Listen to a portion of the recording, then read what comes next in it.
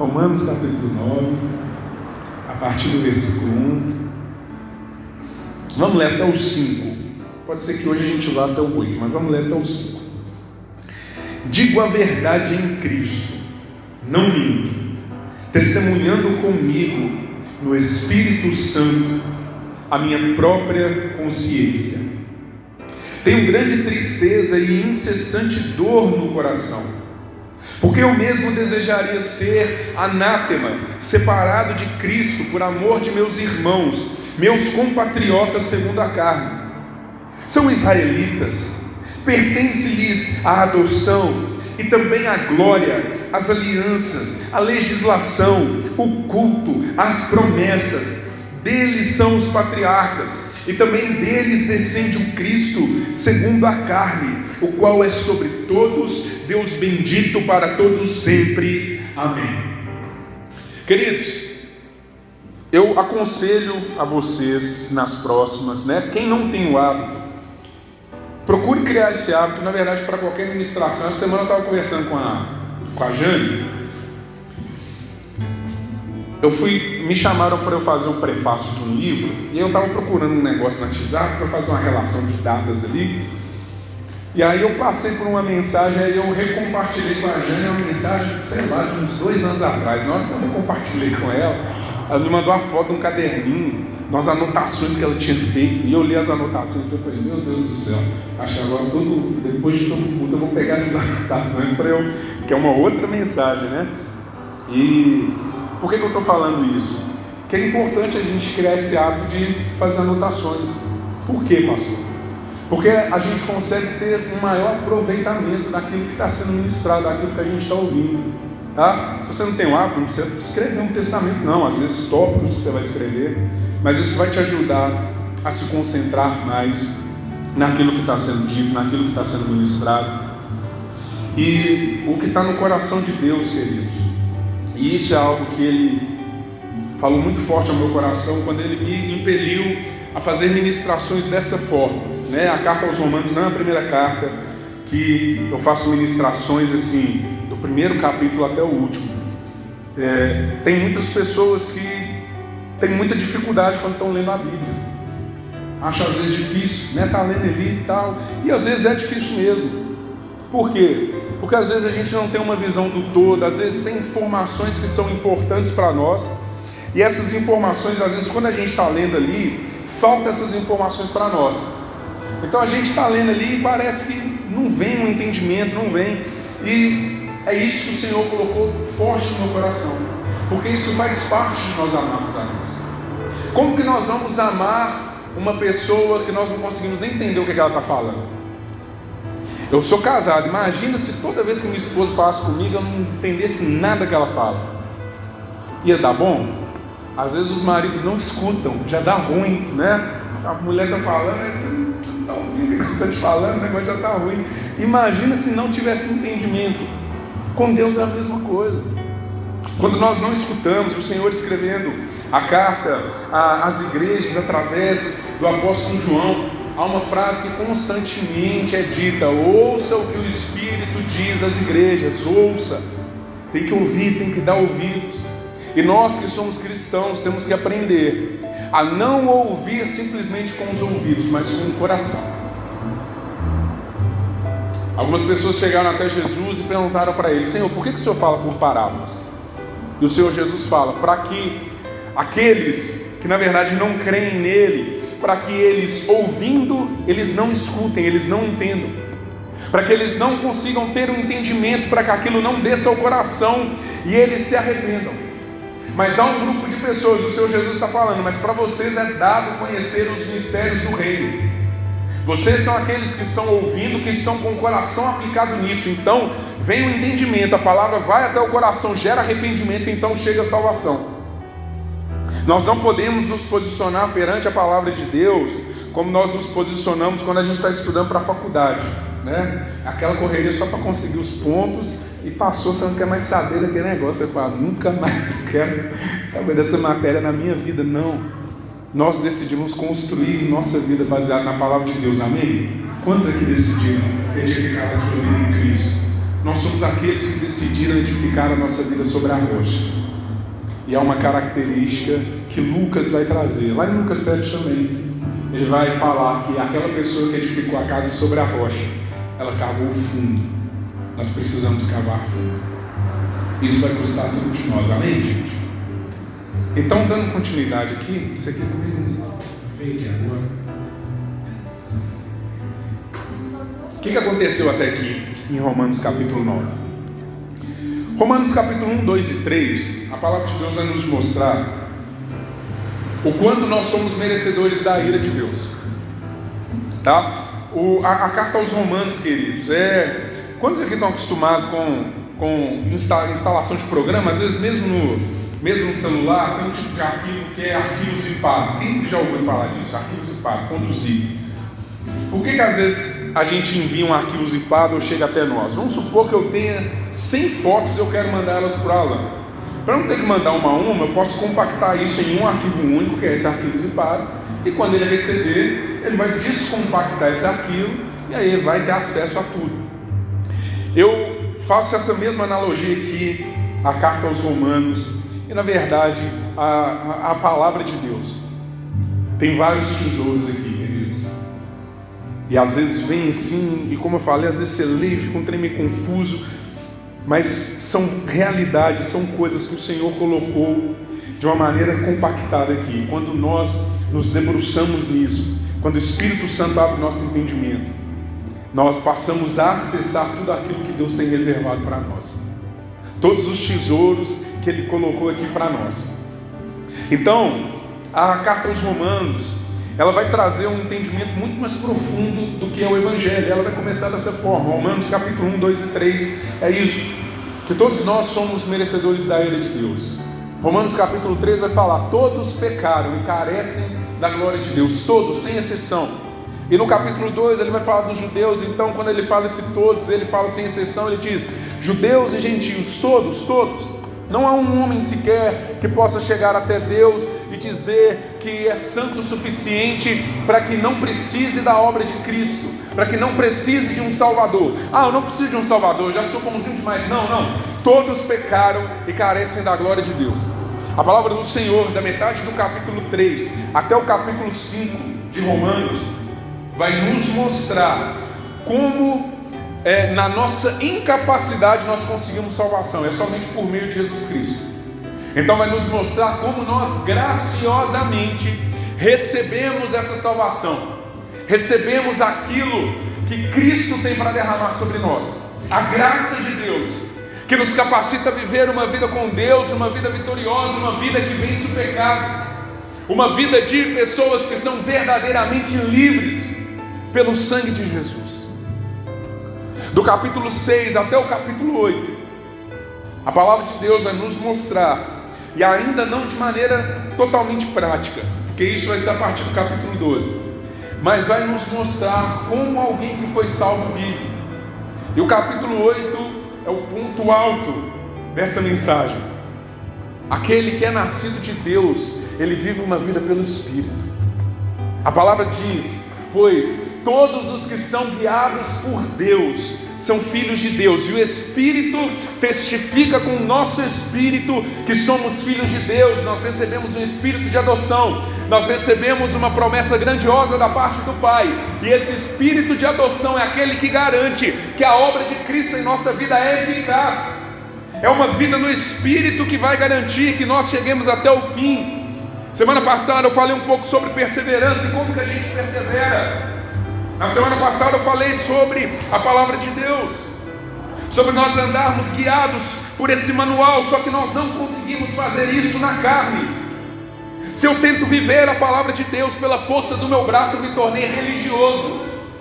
Eu me tornei tão desprezível quanto um dos fariseus que o Senhor Jesus tanto reprovou. Nós só conseguimos viver a plenitude da palavra de Deus pelo Espírito.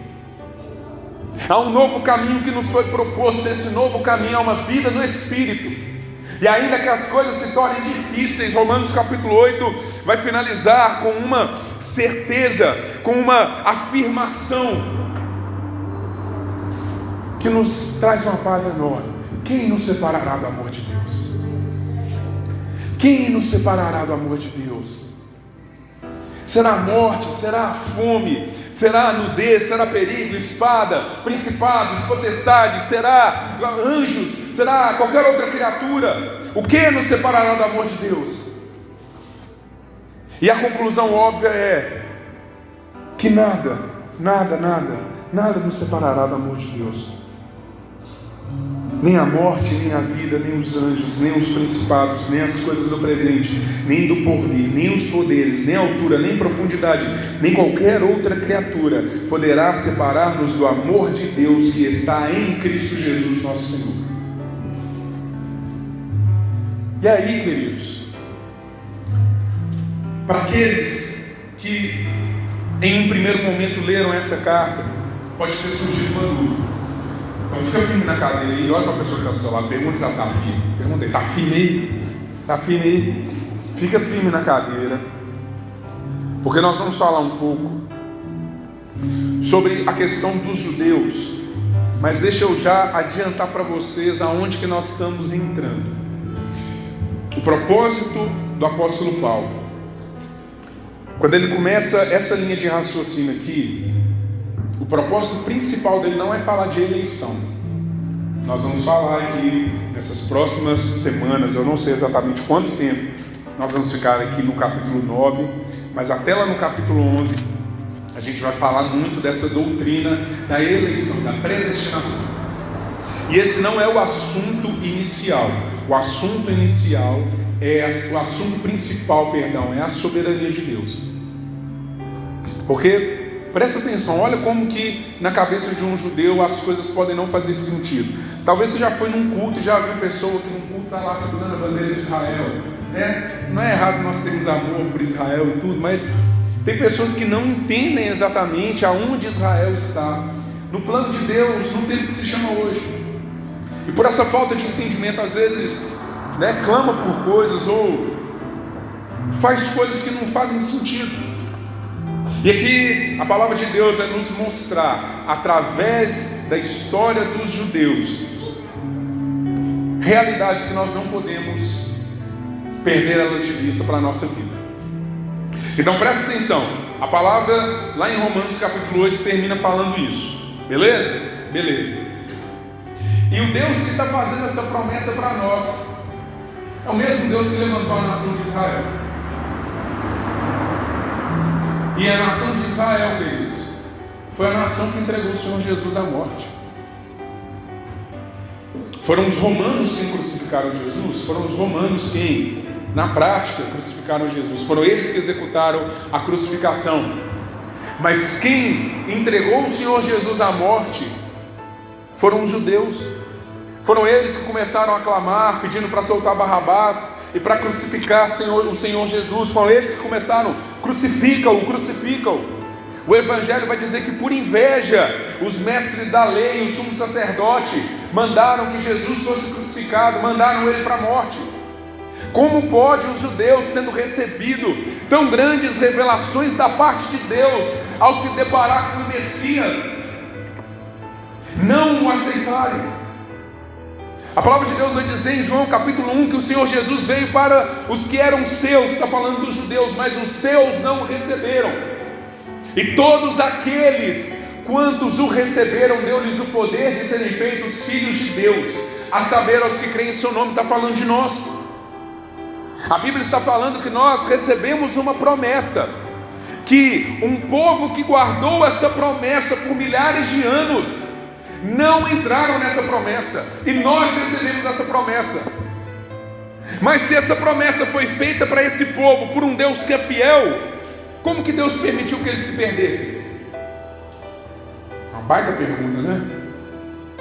E a resposta começa assim, vamos lá.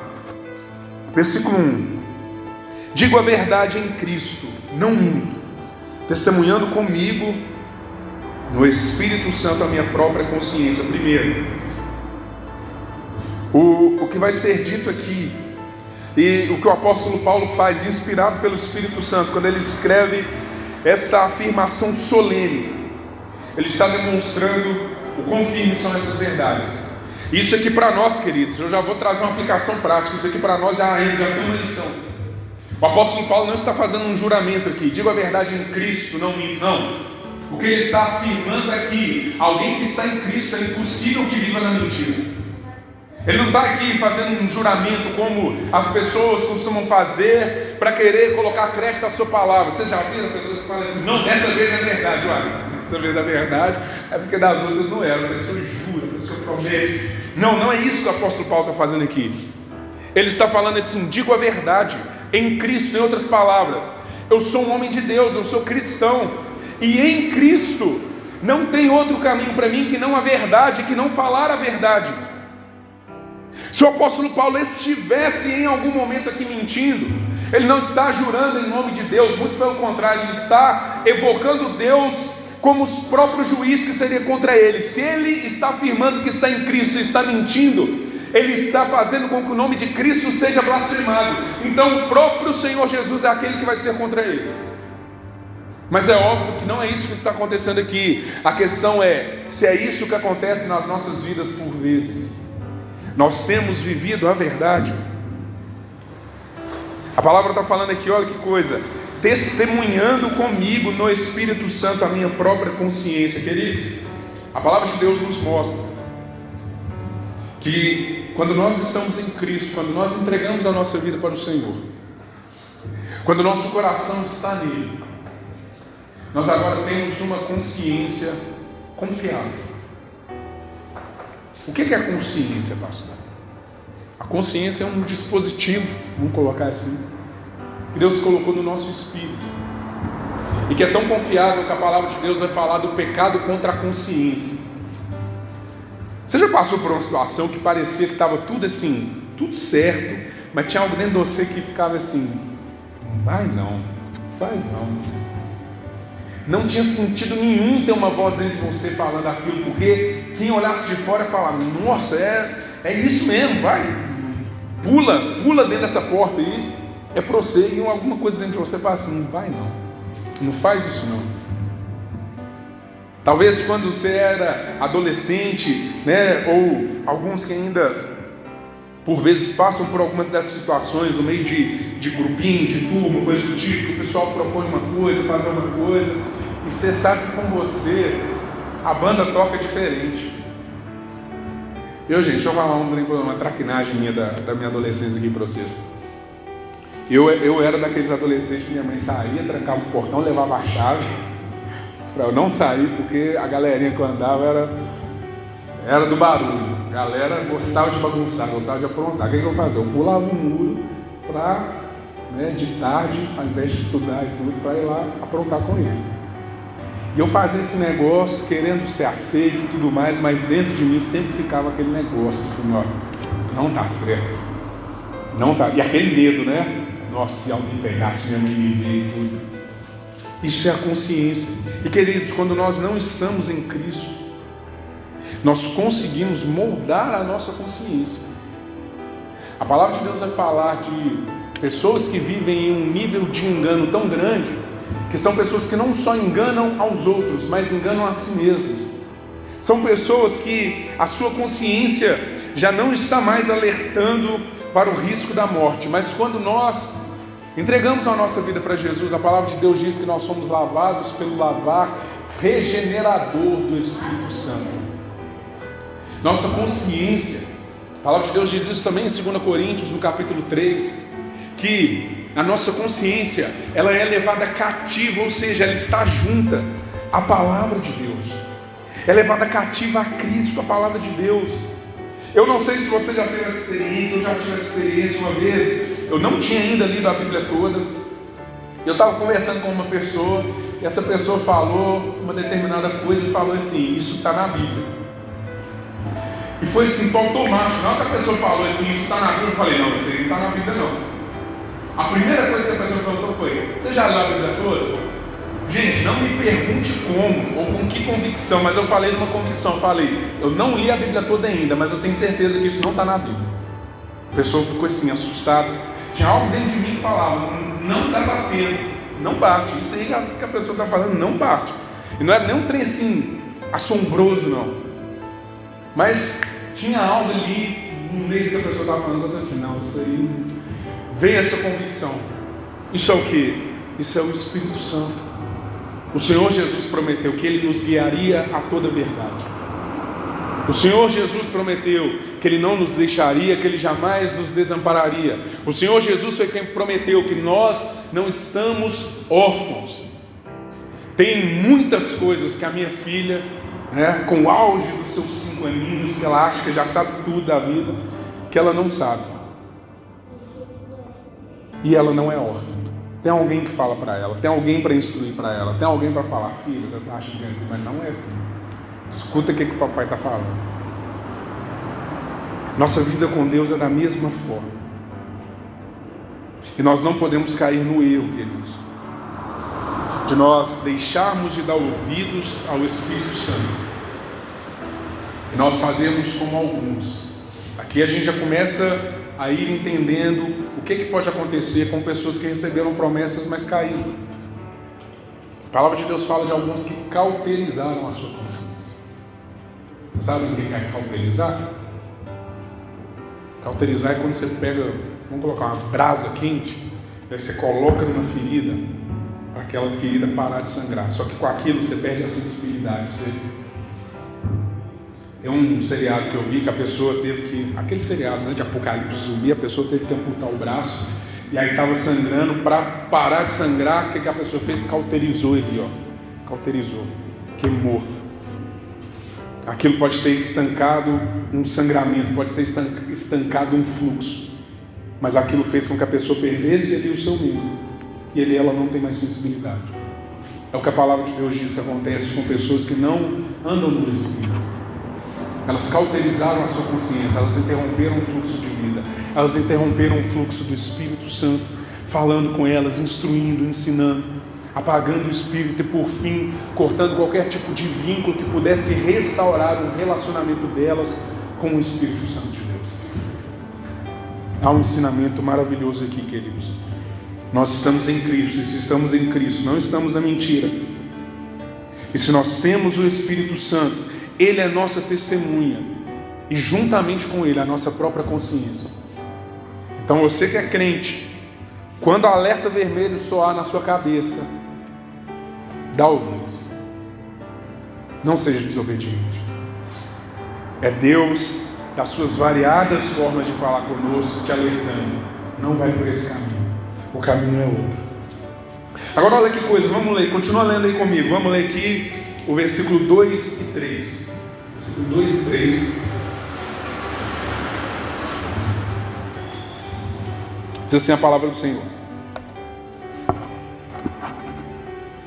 tenho grande tristeza e incessante dor no coração, porque eu mesmo desejaria ser anátema, separado de Cristo, por amor de meus irmãos, meus compatriotas, segundo a carne. Gente, o que o apóstolo Paulo começa a falar aqui, algumas pessoas vão lendo aqui a carta aos Romanos, aí parece que do nada ele entrou nesse assunto, mas é um raciocínio que ele começou lá em Romanos capítulo 2, que ele começa falando assim, que a verdadeira circuncisão é aquela que é no coração. Ele vai falar assim, ele ainda está falando do pecado, de todos pecaram. Ele fala assim, você que se orgulha de ser judeu e de ter a lei, você ensina não roubarás e você mesmo furta? Você ensina não matarás e você mesmo mata? Você, se dizendo povo de Deus, comete abominações piores que as dos gentios, porque vocês têm a lei, vocês têm a revelação e eles não têm. Então o apóstolo Paulo ele já começou lá no capítulo 2 a falar disso. E aí quando ele volta aqui, ele está mostrando algo, ele está falando, isso aqui para mim não é um assunto simples, porque eu sou judeu, e por amor ao meu povo, eu desejaria ser anátema. Anátema, gente, é uma palavra específica que significa uma pessoa que é maldita. Mas por que específica? Porque é uma pessoa que foi tida como maldita por Deus. É alguém que está na perdição, é alguém que é anátema, está separado de Deus. O seu destino é a perdição eterna. O apóstolo Paulo está falando aqui, eu mesmo desejaria, se fosse possível, ser separado de Cristo por amor de vocês. Aquilo que eu vou tratar e a realidade em que os judeus se encontram é algo que me dói tanto. Ele fala: eu tenho grande tristeza e incessante dor no coração. E ele vai demonstrar que ele estaria disposto, se fosse possível, até mesmo abrir mão do seu relacionamento com Deus e de seguir um caminho de morte eterna, para que eles fossem reconciliados. Como linda é a vida com Cristo, meus irmãos. A vida com Jesus é maravilhosa, amém? Amém? Sabe por que eu estou falando isso? Porque isso daqui é a expressão de um coração que está andando segundo o coração de Cristo. Porque foi exatamente isso que o Senhor Jesus fez. Ele se fez maldito em nosso lugar. A palavra de Deus diz em Isaías 53 que nós não vemos nele beleza alguma nem formosura, e nós o reputávamos por aflito, ferido de Deus, alguém que foi amaldiçoado por Deus, alguém que foi separado quando ele estava no Jardim das Oliveiras. O peso que ele sente não é somente o peso do pecado. O peso que ele sente é o peso de uma separação de Deus. O peso que ele sente é o peso da morte. O autor da vida sentindo o peso da morte e tomando a condenação que era contrária a nós, tomando a injustiça que era contrária a nós, tomando a morte que era contrária a nós, descendo até o inferno, lugar que era reservado para nós. E aquele que era o perseguidor da igreja, agora declara, assim como Estevão: eles não têm noção do que eles estão fazendo. Eu desejaria eu mesmo seguir o caminho de morte para que eles fossem encontrados salvos, para que eles não perdessem esse tesouro. Eu desejaria eu mesmo abrir mão do meu relacionamento com Cristo. E não é qualquer relacionamento aqui, gente, é um relacionamento fantástico. Eu desejaria abrir mão do meu relacionamento com Cristo para que eles fossem reconciliados. O que isso aqui traz para os nossos corações hoje, queridos? A pergunta é: o quanto nós estamos dispostos a descer do pedestal do julgamento e assumir um caminho de cruz?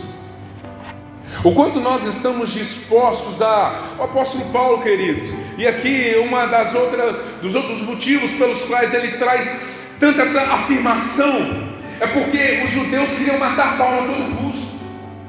Paulo falar alguma coisa contra os judeus podia parecer que era vingança, que era um sentimento de inveja, que era um sentimento de revidar, era um sentimento de pagar o mal com o mal, era um sentimento de olho por olho, era um sentimento de dente por dente. Ele poderia ser mal interpretado nisso, porque se tem um povo que o perseguiu duramente, foram os judeus.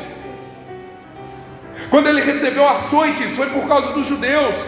Quando ele foi apedrejado, foi pelos judeus e tido como morto. Quando ele sofreu todo tipo de escárnio, foi por conta dos judeus. E ele está falando: por esse povo eu desejaria ser anátema, separado. Há um ensinamento do Senhor Jesus, queridos, que deixa a nossa cabeça, dá um nó na nossa cabeça: amai os vossos inimigos. Amai os vossos inimigos. Se tinha um povo que tinha se colocado em oposição ao apóstolo Paulo, eram os judeus. Ele está falando: eu desejaria entregar a minha vida por eles, para que eles fossem salvos e eu perecesse. Não porque a salvação não vale de nada, mas tamanho o amor que eu sinto por eles. Ele está dizendo que ele tinha grande tristeza e incessantemente dor no coração. Ele pregava e via os gentios se convertendo, e tinha algo que ainda doía no coração dele: o meu povo está perecendo, o meu povo está se perdendo, Cristo está salvando. Ele tinha as suas experiências com Deus, e ele se lembrava que o povo dele não tinha aquelas experiências. O quanto nós, isso é algo, queridos, que eu posso dizer assim, que age no nosso coração. Nessa semana passada eu falei sobre o nome missionária na nossa igreja. Foi uma sugestão que o pastor Marcelão tinha dado, e aquilo ali foi, caramba, é isso. O quanto nós nos importamos com a vida do próximo, com a vida do outro. O quanto nós estamos dispostos a sair do lugar de acusação, a sair do lugar de ferir, a sair do lugar de ficar apontando: olha, você é alguém que tinha sido escolhido por Deus e agora você está seguindo o caminho de morte. Deus vai pesar a mão. O quanto nós estamos dispostos a sair dessa postura de ataque e nos colocar na postura de intercessão. Queridos, essa é uma das marcas de quem anda profundamente com Deus. Moisés, quando desce do monte e ele vê o povo adorando bezerro de ouro, gente, Moisés fica invocado. Deus tinha acabado de dar a lei. Às vezes eu rio mesmo desse texto, porque assim, Deus acabou de dar a lei, ele ficou 40 dias no monte com Deus, na comunhão, aquele negócio, e, gente, foi Deus que registrou a lei ali. Ele desce do monte, vê o povo fazendo bezerro de ouro e quebra a tábua do chão, assim. Eu imagino Deus olhando: Moisés, mas por que você quebrou a tábua, meu filho? Não precisava quebrar a tábua, não. Ele fica desorientado, porque ele acabou de sair de um lugar de avivamento, ele acabou de sair de um lugar de manifestação da glória de Deus, e a primeira coisa que ele vê, quando ele tem contato com o povo, é idolatria, é imundície.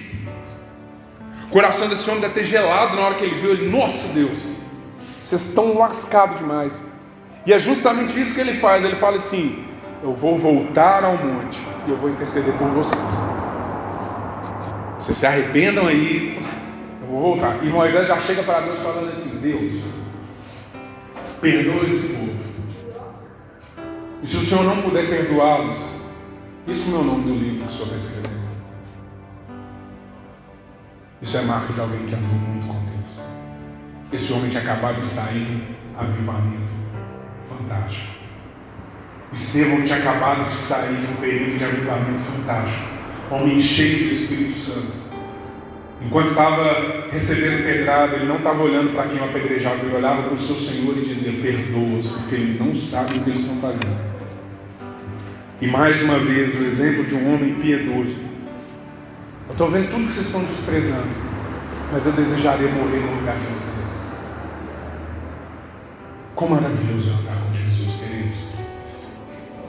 Ele não só tira de nós um coração de pedra e coloca um coração de carne, como Ele nos faz capazes de ser segundo o coração dele, de ser segundo o seu coração, de andar nessa terra assim como Ele andou, de sofrer assim como Ele sofreu, de amar pessoas assim como Ele amou. Uma mãe talvez facilmente consegue entender o que é o sentimento desse texto. Eu não posso deixar de dizer, mas um pastor também que tem amor pela vida das suas ovelhas consegue entender o que é isso. Você apontar o caminho, você mostrar, a pessoa ter ali privilégios por estar caminhando com você, aquilo que Israel tinha por estar caminhando com Deus, privilégios. E você vê a pessoa seguindo rumo à destruição, a vontade é: não, pelo amor de Deus, fica firme aqui. Fica firme aqui. Se tiver aqui, eu vou. Se alguém tiver que se perder, que eu me perca e todo o resto seja salvo. É esse o sentimento. A mãe, quando olha para os seus filhos, se a mãe tiver 10 filhos e 9 deles estão no caminho perfeito e um está perdido, o coração dela fica agonizado de noite. A matemática não faz sentido para uma mãe. Ela não vai pensar: eu tive 90% de aproveitamento. Não. O seu coração vai estar naquele filho que está se perdendo. A palavra de Deus diz em Lucas capítulo 15, revelando o coração do Pai de Deus. O filho pródigo foi, mas a palavra diz que o pai estava olhando pelo horizonte, ele estava olhando a estrada, ele estava olhando para o mesmo caminho que o filho tinha ido, porque ele tinha certeza que um dia o filho dele ia voltar. E se ele tivesse que ficar todos os dias da vida dele, ali ele ficaria. A palavra diz que quando ele vê ao longe o filho voltando, ele corre ao seu encontro. É esse o coração das pessoas que estão andando cada vez mais próximas com Jesus. Eu não me importo mais com os meus privilégios do que com o fato de saber que alguém está se perdendo. Sabe qual que é uma das marcas do avivamento, queridos? Às vezes a gente fala, e até a nível de igreja brasileira, aqui eu vou fazer uma outra aplicação prática para nós. A igreja brasileira é uma igreja que recebeu muitas promessas. Os que são cristãos aqui há mais tempo sabem de eventos, né, que realmente marcaram gerações, pessoas que declararam que haveria um próximo grande avivamento no Brasil. E uma das marcas do avivamento é o desespero pelas almas dos que estão se perdendo.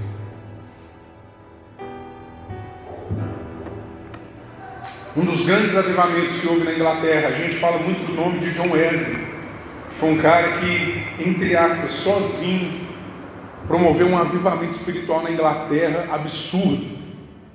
É o oposto do que está acontecendo hoje. Bares se fechavam e viravam igrejas. Era assim, um mover, algo espetacular. Sabe como que começou? Sabe qual que é a raiz desse avivamento?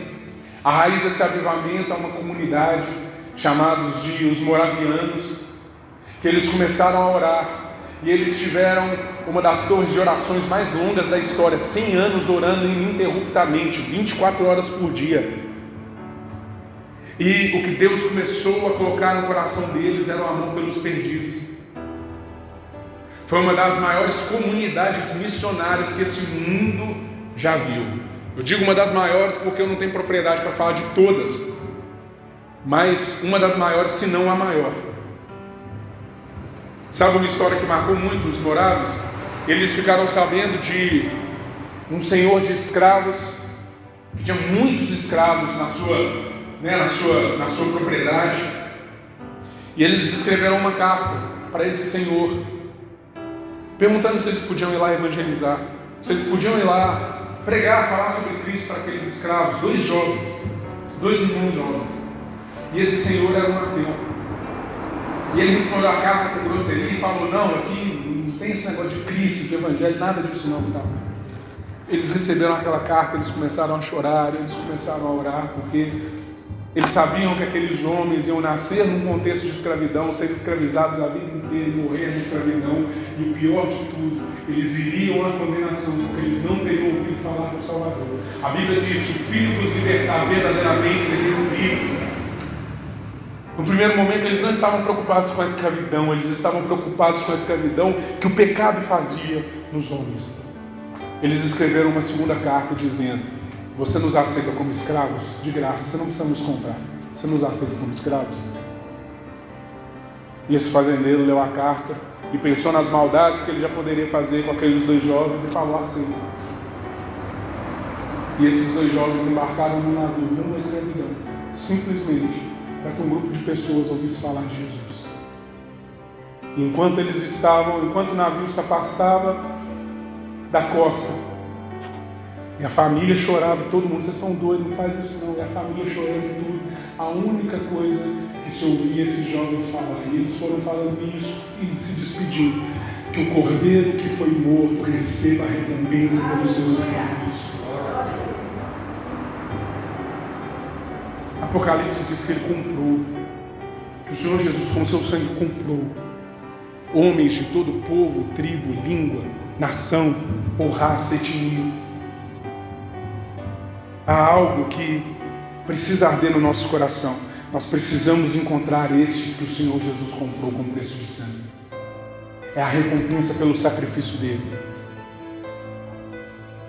Sabe qual é o valor da sua vida?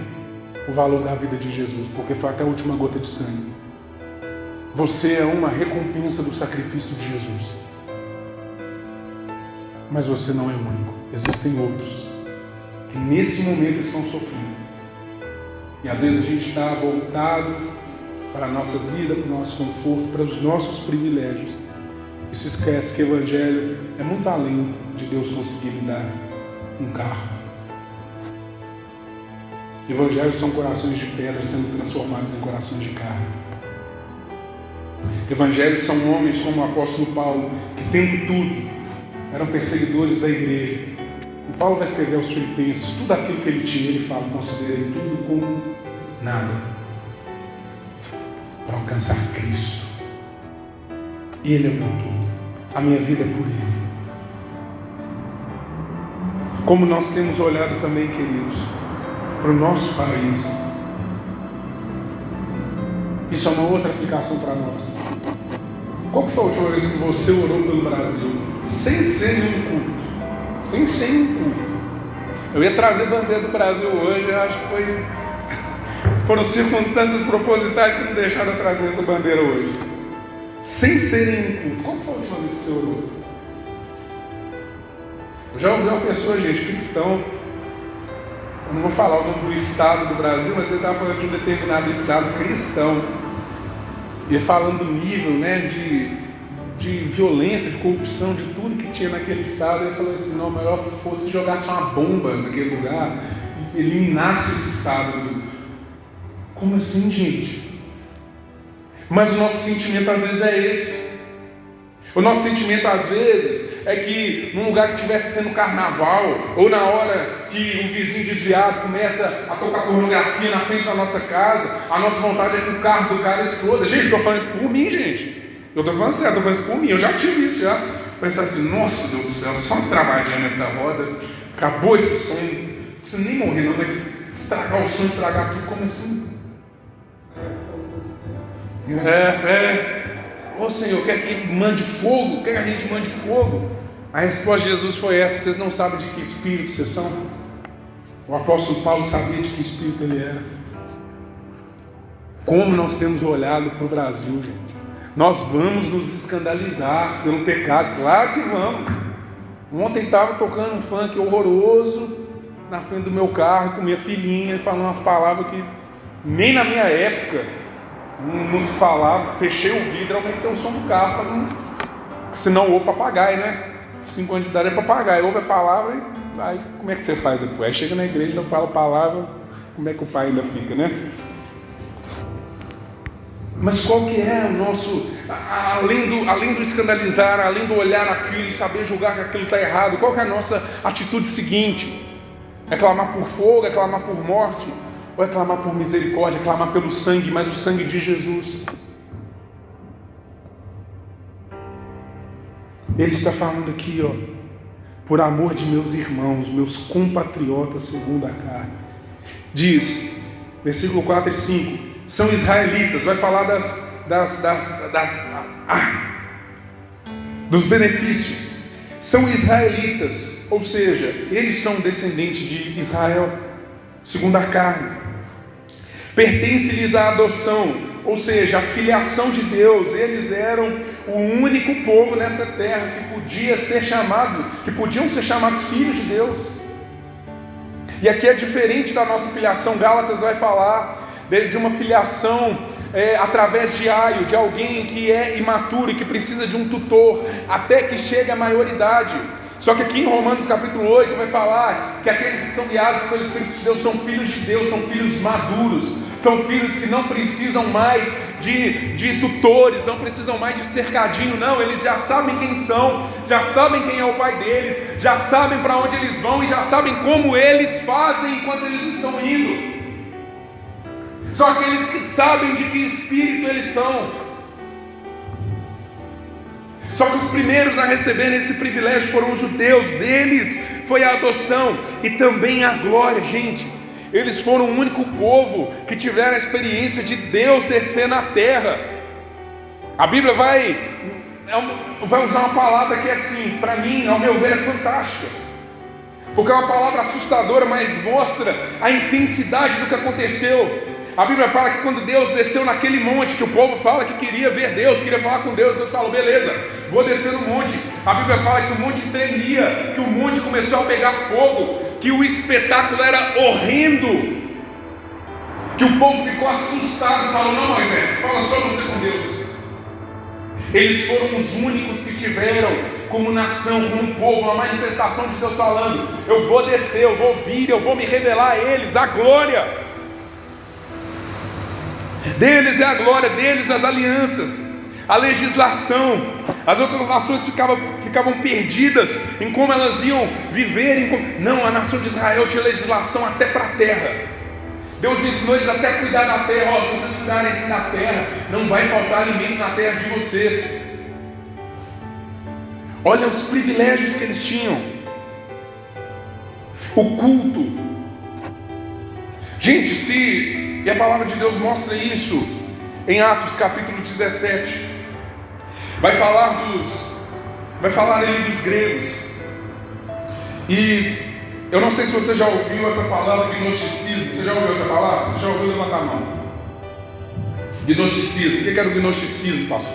Gnosticismo era uma doutrina filosófica que na época dos apóstolos, e o apóstolo João ele vai escrever a sua epístola justamente falando contra isso.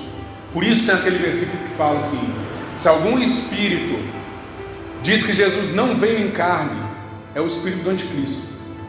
Aí tem gente que no trabalho de libertação, né, aí vai entrevistar o demônio e pergunta: Jesus vem em carne ou não vem em carne? Não é isso que a palavra está falando ali. É porque o gnosticismo falava que Jesus não poderia ter encarnado, porque a matéria é má. Por que eles chegaram a essa conclusão? Presta atenção, o povo que não tinha Deus, eles chegaram ao entendimento que não era possível toda essa terra ter sido obra do acaso ou obra de criação de vários deuses. Nós estamos falando dos gregos, o povo politeísta. Eles entendiam que tinha uma pessoa somente por trás da criação do mundo inteiro. E eles chamaram essa criação, essa pessoa, de uma mente inteligente. Uma grande mente inteligente. Esse negócio de design inteligente não é de hoje não. Eles já tinham inclusive. E como que eles chamavam essa mente? Gnose. É a gnose que criou tudo. Nós recebemos vida por causa da gnose. E para eles a gnose é uma coisa imaterial, é uma mente. Então o que eles falavam? Por isso que eles são amantes da filosofia. Se a gente começar a cultuar o saber, o conhecimento, a nossa mente vai se elevar e nós vamos nos conectar à gnose. Só que o corpo não serve para nada. Então eles se prostituíam, faziam orgias, faziam tudo.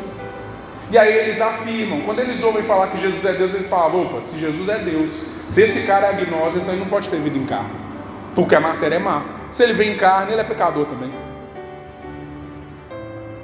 Gente, os caras chegaram perto. E Paulo vai escrever em Atos 17 que eles estavam procurando Deus como se tateando pudessem achar. E falou assim: se bem que Deus não está muito longe deles. Se qualquer povo da terra tentasse buscar a Deus, queridos, eles poderiam chegar perto, mas eles não iam encontrar. Porque existe uma maneira certa de buscar a Deus. Existe uma maneira certa de cultuar a Deus. Deus vai repreender o seu povo falando: o jejum de vocês também se tornou desprezível. Eu não quero que vocês rasguem as vestes, eu quero que vocês rasguem o coração. Eu não quero que vocês façam jejum e permaneçam deixando o órfão e a viúva passando fome. O que é isso? Deus está organizando o culto. Quer me adorar? Quer me cultuar? Quer ter vida comigo? É aliança. Eu te conheço, eu te chamei pelo nome, eu sei bem como é que você é, eu sei como falar com você, eu sei como conversar com você, eu sei como chamar a sua atenção. Deus não demorou para chamar Moisés. Foi no tempo certo, ele sabia exatamente como ele chamaria a atenção de Moisés. A Bíblia fala que Moisés ficou curioso quando ele viu a sarça ardendo. Ele falou: olha que coisa maravilhosa, a sarça arde, está pegando fogo e não se consome, vou chegar mais perto para ver. Gente, isso é Deus sabendo como chamar a atenção de alguém. Ele sabe falar com a gente, amém? Você pode dar uma glória a Deus por isso? Ele te conhece, Ele está te falando: se você quiser me conhecer, eu te dou um caminho. Tem um caminho, mas você tem que seguir esse caminho, e aí você vai me achar, e aí você vai me encontrar. É Ele quem se revela, e para Ele se revelar, nós precisamos nos aproximar dEle da forma correta. Por isso está falando aqui que dos israelitas era um culto. Só eles tinham a revelação de Deus. Como cultuar a Deus. E as promessas. Deles são os patriarcas. E também deles descende Cristo segundo a carne, o qual é sobre todos. Deus bendito para todos sempre. Amém.